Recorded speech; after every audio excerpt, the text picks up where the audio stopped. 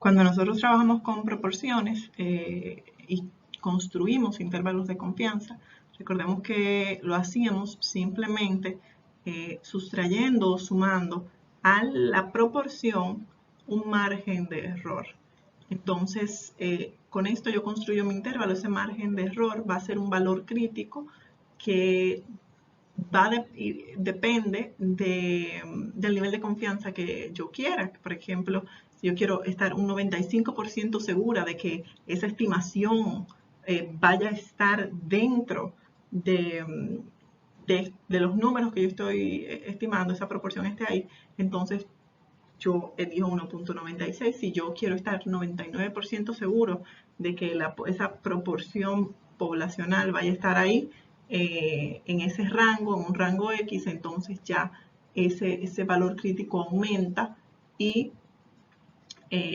voy a tener un intervalo más grande. Esos mismos conceptos que habíamos visto, lo mismo se aplica cuando construimos intervalos de confianza para las medias. Es lo mismo, yo tengo el margen de error, un valor crítico por ese error estándar. Con esto, dependiendo del nivel de confianza que yo quiera o yo requiera, va a variar, pero bajo el mismo concepto voy a poder construir lo que es mi intervalo de confianza. Como mencionamos anteriormente, nosotros vamos a tener que la desviación estándar de la media, de la media muestral, es la desviación estándar de la población entre la raíz cuadrada del tamaño de la muestra. Pero como esa desviación estándar de la población por lo general no está disponible, muchas veces no está disponible, entonces se utiliza la desviación estándar de la muestra. Entonces se convierte en un error estándar. Y trabajamos con ese, como la conocemos. Pero hay un problema con el uso del error estándar. Y algo del error estándar es que varía de muestra en muestra. Si nosotros, por ejemplo, trabajáramos con el parámetro poblacional, la desviación estándar, esa desviación estándar es fija de la población. Pero sin embargo, el parámetro, la estadística del error estándar varía en cada muestra. Y eso hace también entonces que la distribución no sea normal. Ya para muestras pequeñas, donde se evidencia esa variabilidad, no es normal. Y esto lo descubrió Gosset. Él era un químico que se encargaba de la calidad en una fábrica de cervezas. Y él también, digamos, era estadístico, un estadístico práctico, que luego estudió este fenómeno porque no entendía por qué no estaba acertando con sus estimaciones. Él, digamos que estaba consciente de que se iba a equivocar con, o sea, por ejemplo, si trabajaba con un 95% a nivel de confianza, que el 5% de las veces no iba a acertar, pero estaba siendo mucho mayor que eso. Entonces eso lo llevó a investigar el fenómeno y con esto entonces él definió no solo que no era normal, sino definió una nueva distribución, que es la distribución de Student, que es la que se aplica para muestras pequeñas. Para muestras pequeñas y para contabilizar ese uso, para poder ajustar el uso del error estándar en lugar de la desviación estándar, de poder usar esa estadística en lugar del parámetro. Entonces, esta distribución tiene un nuevo parámetro que es lo que vamos a ver como grados de libertad, que ya lo hemos mencionado anteriormente cuando nosotros hablamos un poquito de lo que era la desviación estándar de la muestra y por qué se dividen entre n-1. Entonces lo vamos a aclarar más adelante, pero está relacionado con eso que habíamos visto anteriormente. Aquí vemos una gráfica de esa distribución T-Student, que es la gráfica que está sólida y vemos en puntos punteados la normal. Entonces, primero observamos que es diferente la forma, o sea que el área que están debajo de cada una de las curvas es distinta, por lo que las probabilidades en cada uno de los puntos o de estas o tramos de esas gráficas van a ser distintas. Por eso no aplica para el T-Student la regla del 68, 95, 99.7, porque esas no corresponden a las áreas que están debajo de la curva de la T-Student y no van a ser las mismas probabilidades. Entonces, pero igual sigue siendo simétrico, sigue siendo unimodal. Y a medida que aumentan los grados de libertad, el modelo T se aproxima a la normal. Y, por ejemplo, en el caso de la media, los grados de libertad son n-1. Entonces, ¿qué quiere decir eso? Que a medida que aumenta el tamaño de la muestra, esa T-Student o esa distribución T-Student se va a ir aproximando a la normal. Y en el límite, o sea, cuando el número de muestras es lo suficientemente grande o tiende a infinito, van a ser exactamente iguales. Esto explica por qué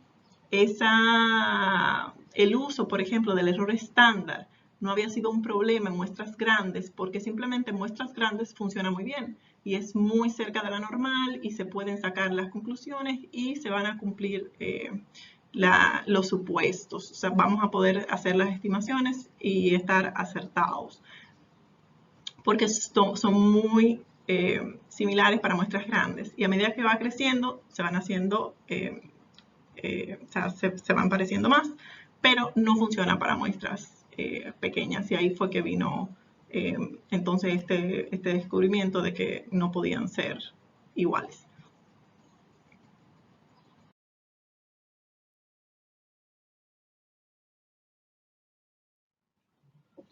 Aquí en este ejemplo simplemente estamos viendo cómo con una muestra, en este caso de 25, nosotros tenemos un error estándar de 1.97. Sin embargo, cuando aumentamos a 100 la muestra, el error estándar se reduce considerablemente. Es decir, que esa variabilidad entre las medias de la muestra se va reduciendo y va a continuar reduciéndose a medida que aumentamos el número de muestras. Eso quiere decir que la media de mis muestras se va a ir acercando cada vez más a esa media poblacional en la medida en que yo aumente el tamaño de la muestra. Es decir, que va a reducir esa variabilidad que se da entre muestra y muestra. A medida que aumento el tamaño de la muestra, voy a estar cada vez más cerca de ese parámetro poblacional, de esa media poblacional.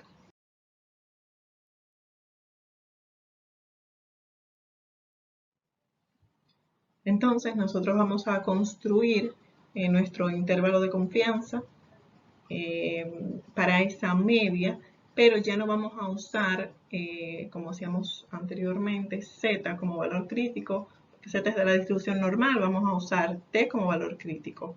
Entonces ese T va a depender del nivel de confianza que elijamos, pero también de los grados de libertad. Y esos grados de libertad, cuando decimos depende de los grados de libertad, va a depender del tamaño de la muestra, porque los grados de libertad son n-1, es igual a n-1. O sea que si yo tengo un tamaño de la muestra de 100, los grados de libertad van a ser 99. O sea que esos grados de libertad van a estar siempre, o sea, van a depender 100% de lo que es el tamaño de la muestra, pero con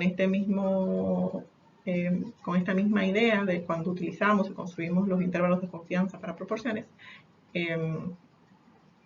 también lo vamos a hacer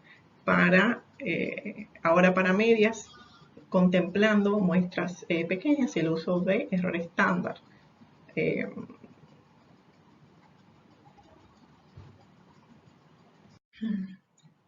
Recordemos anteriormente cuando calculamos la desviación estándar, utilizábamos Y, utilizábamos la media de la muestra, es decir, Y con el guión encima de la Y para el numerador, para el cuadrado, que luego esa sumatoria se dividía entre n, y la raíz es la desviación estándar. Entonces, se divide entre n menos 1. Entonces, ese n menos 1 está muy relacionado el por qué usamos n menos 1 ahora, grados de libertad, para ajustar un poco lo que es la diferencia que hay de utilizar el parámetro poblacional o utilizar el parámetro de la muestra en lugar del parámetro poblacional. Entonces nosotros, si vemos por ejemplo en el tercer párrafo, cuando usamos para calcular esa desviación en el numerador, la sumatoria de la diferencia que hay entre la variable y la media de esa muestra, que es el Y rayita, el cuadrado de esa diferencia, cuando lo usamos, en lugar de usar la diferencia respecto a la media de la población, que es mu, la desviación estándar es mucho menor. ¿Y por qué es mucho menor cuando usamos el Y-? Es mucho menor porque esa es la muestra esa es la media de la muestra. Y si nosotros extraemos de la población una muestra y calculamos la distancia que hay entre cada uno de los valores de la muestra respecto a su propia media, eso va a ser menor a que si nosotros viéramos cuál es la distancia que hay de esos valores de esa muestra respecto a una media poblacional. Entonces, la distancia que va a haber respecto a la media poblacional, cuyos valores no están en la muestra que yo tomé, no todos, no necesariamente, y puede que sea muy lejanos, y mientras más pequeña la muestra, mayor va a ser la diferencia que haya. Entonces, menos esa desviación estándar va a recoger la verdadera distancia, la verdadera diferencia de los valores de mi muestra respecto a la media de la población. Entonces, ¿qué pasa? Para ajustar y para poder compensar por esa desviación estándar que va a ser mucho más pequeña cuando usamos la media de la muestra, entonces en lugar de dividir entre n, dividimos entre n menos 1 y ahí compensamos esa menor distancia que se da por el hecho de yo utilizar la media de la muestra en lugar de la muestra poblacional.